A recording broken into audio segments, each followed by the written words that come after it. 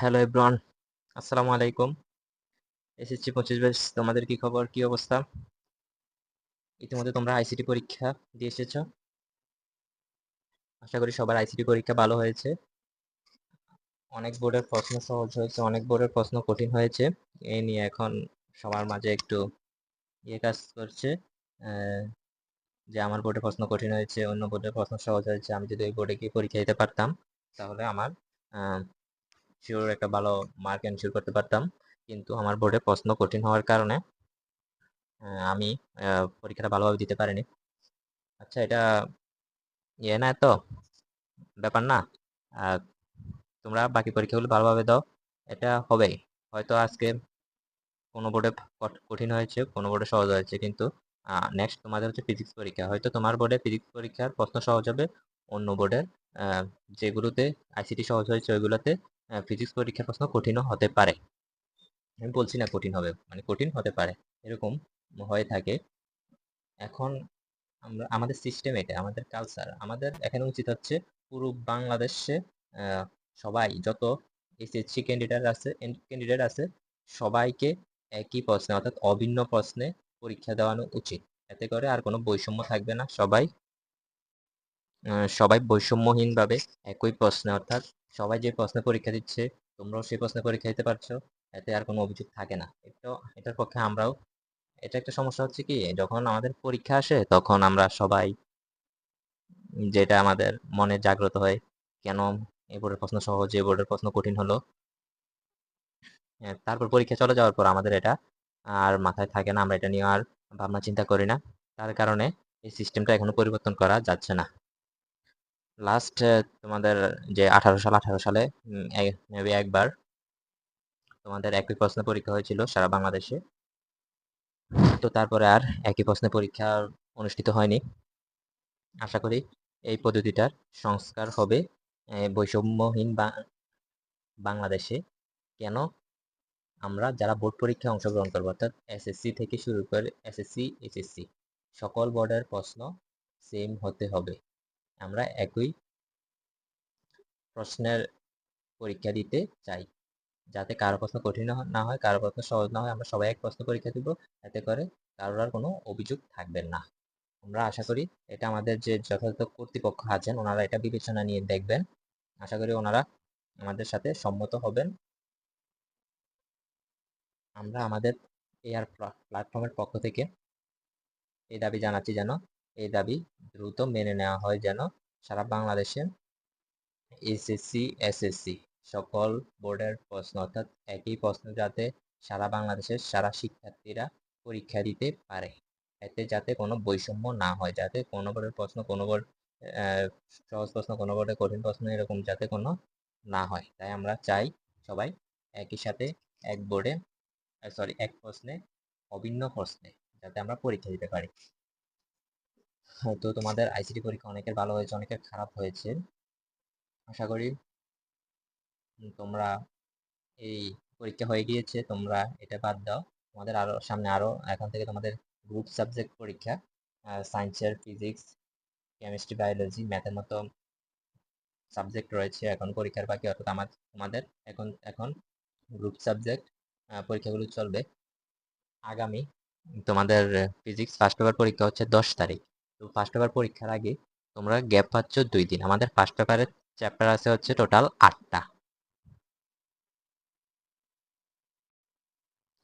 8টা এখানে আমরা এগুলোকে ভাগ করে দিয়েছি।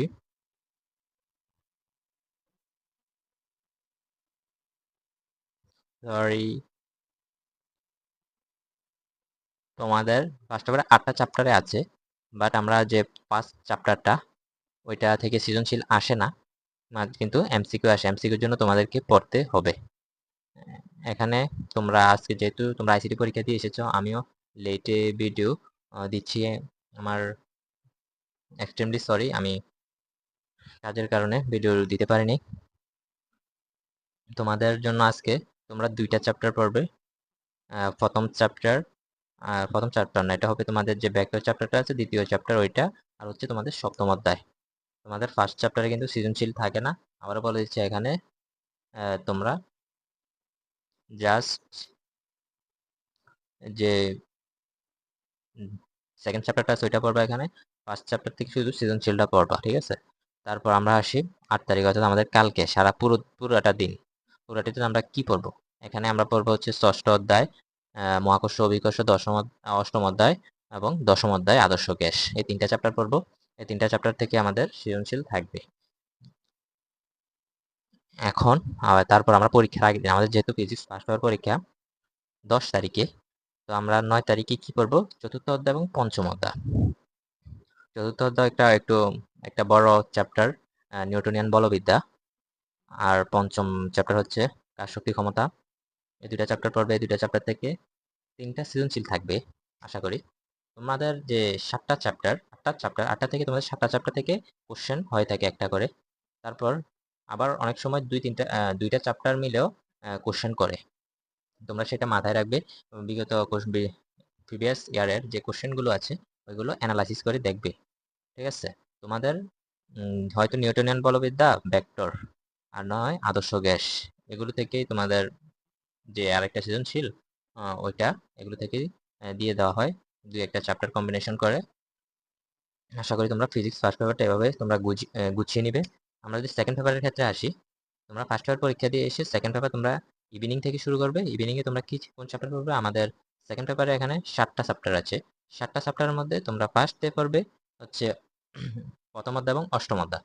প্রথম অধ্যায় তাপগতিবিদ্যা, অষ্টম অধ্যায় হচ্ছে নিউক্লিয়ার ফিজিক্স। তোমরা পড়ে নিবা। তারপর হচ্ছে 11 তারিখ আমরা, যেহেতু পুরোটা দিন আমাদের রয়েছে, পুরো দিনে আমরা 3টা চ্যাপ্টার পড়বো। 3টা চ্যাপ্টার, দ্বিতীয় অধ্যায় এবং দ্বিতীয়, সপ্তম, নবম। স্থির তড়িৎ, ভৌত রাশি, ভৌত আলোক বিজ্ঞান এবং আধুনিক পদার্থ। ইয়েস। তারপর আমরা 12 তারিখ পড়বো হচ্ছে চ্যাপ্টার 3। এখানে দেওয়া আছে হচ্ছে 10 চ্যাপ্টার 3 এবং চ্যাপ্টার 10। চ্যাপ্টার 3 চলতড়িৎ, 10 হচ্ছে সেমিকন্ডাক্টর। আশা করি তোমরা এগুলো পড়বে। তোমরা যারা এখনো মানে ফুল সিলেবাস কমপ্লিট করতে পারোনি, তোমরা অন্তত 5টা চ্যাপ্টার দেখে যাবে, যে আমি 5টা চ্যাপ্টার থেকে যেভাবে সৃজনশীল আসুক আমরা সেভাবে অ্যান্সার করতে পারবো। এই চ্যাপ্টারগুলো তোমরা দেখে যেও। তোমরা এখান থেকে আমি তোমাদেরকে যদি সাজেস্ট করি, আমি ফিজিক্স ফার্স্ট পেপারের ক্ষেত্রে এখানে তোমরা পড়বে হচ্ছে যে ভেক্টর চ্যাপ্টারটা আছে ওইটা সবাই কম বেশি সবাই পারে, এটা পড়বা। আর হচ্ছে সপ্তম অধ্যায়, দশম অধ্যায়, আর হচ্ছে কার শক্তি ক্ষমতা, পঞ্চম অধ্যায়। এই 4টা চ্যাপ্টার পড়লে তোমরা আশা করি 5টা সৃজনশীল পাবে। নিউটনিয়ান বলবিদ্যা আছে। নিউটনিয়ান বলবিদ্যা একটা একটু ক্রিটিক্যাল চ্যাপ্টার। তোমাদের কাছে যেভাবে সহজ মনে হয় তোমরা এভাবে পড়বা। আমি আমার মতো করে বলছি, তোমাদের যেটা সহজ মনে হয়। আর সেকেন্ড পেপারের ক্ষেত্রে যদি বলি, তোমরা শেষের দিকে যে চ্যাপ্টারগুলো আছে,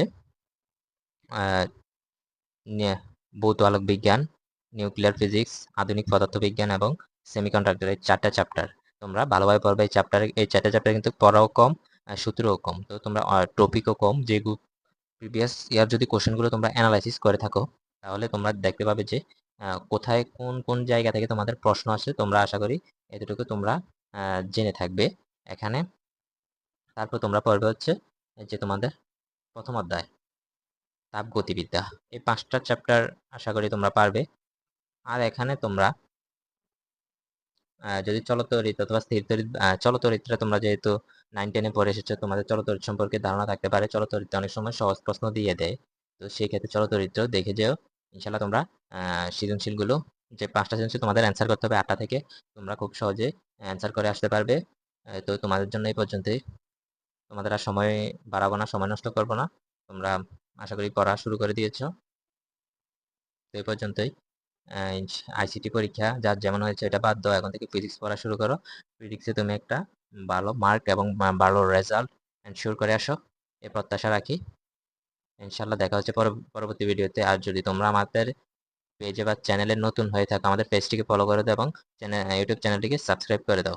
আর তোমরা জানো যে আমাদের একটি টেলিগ্রাম গ্রুপ আছে, ওইটা আমরা পেজে অলরেডি লিংক পোস্ট করে দিয়েছি। ওই টেলিগ্রাম চ্যানেলে তোমরা যুক্ত হয়ে থাকতে পারো সবার আগে আপডেটগুলো পেতে। তো সবাই ভালো থাকো, সুস্থ থাকো। আল্লাহ হাফেজ। সবার জন্য শুভকামনা জানিয়ে আজকের এই গাইডলাইন ভিডিও এখানে শেষ করছি। আল্লাহ হাফেজ। আসসালামু আলাইকুম।